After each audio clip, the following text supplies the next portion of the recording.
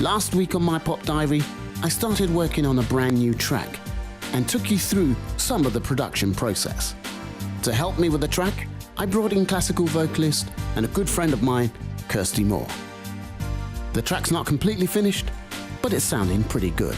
I like the way the song's developing. It's pretty cool. It's the sort of song that you can groove along to, and so I can really hear it played on radio stations all over the world. It's that sort of song that just generally is a drive-by song. No, drive-time song. Not a drive-by song, but a drive-time song. I'm thinking of releasing the track as a single, but before we can do that, we're going to record at least one more song. I do think we want to have a B-side, and at the moment I'm thinking of having a cover as a B-side, you know, do covers as B-sides. Sort of get the YouTube generation to find you, and then opens up your market to a lot more people who probably wouldn't find you normally. So if, for example, don't get masses amount of airplay, people can still find it on YouTube and iTunes and things like that. So yeah, that's the thinking behind doing a cover as a B-side. But yeah, watch this space. I have got something in mind. Recording this track has inspired me to do a lot more singing.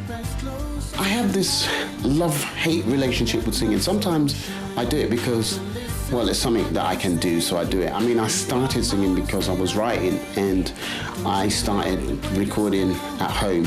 You know, I was too scared to let everyone else hear what I could do when I was singing. And I'd eventually record it and then take it to a few people and play it and let them hear what I'm doing. In 1997, I released my first record. And then 2 years later, I brought in dancers Nikki and Sarah into the project. We then restyled our music and went for a more pop sound. We then recorded an album, Vision of Heaven 2000. But shortly after recording the album, the band split up, and I focused all my energies on production. But one of my greatest pop obsessions is to create a brand new girl group, one that would combine the Spice Girls, Sugar Babes, ABBA, and Bananarama. And after a lot of auditions, I think I finally got them. I'm Kasha, but lo and behold, that's actually not my real name. My real name has almost 26 letters. It's Katarzyna Magdalena Stelma. Yeah, mouthful. Try filling that out in year 12 with little boxes. Not happening. Besides my ridiculous name, I love people, love acting, love sport. And yeah, that's pretty much me. I'm starting a new fashion label, so check it out and follow me. First person that really stood out was Kasha. And one of the things I noticed about her was she's tall. It was like, oh my God, you're tall and slim, you know? You must be a model. Yeah, she's a model.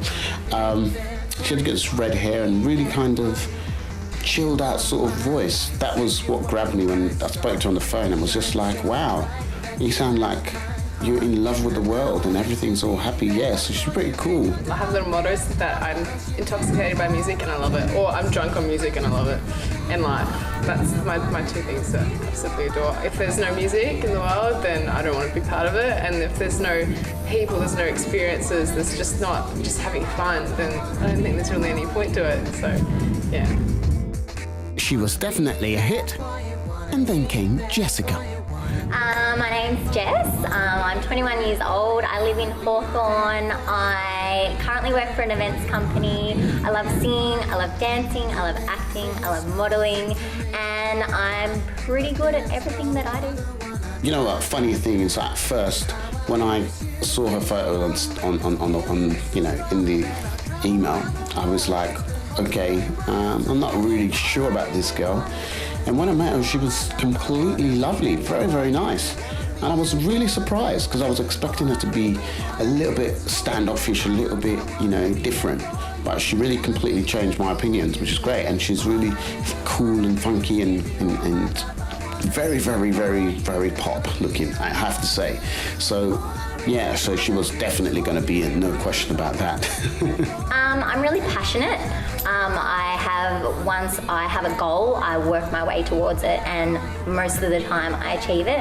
I believe that you can achieve anything that you put your mind to. So once I have my mind set on something, then I go for it, and I go for it all the way. And next came Dominique to complete the final piece of the jigsaw. I am punctual, I'm reliable, I work hard, and I prefer like If you tell me something, I can work with it. I take direction well. I don't get upset if you tell me I'm crap or I'm doing something wrong. I just take it and work on it so that next time I see you, it can be better. So, yeah, and I'm fun to get along with. Dominique, yeah, Dominique. Dominique is another one that was a bit of a surprise. She has this sort of really, really nice personality. I think the thing is all girl next door sort of personality, and that's kind of what I want. But I did competitive cheerleading.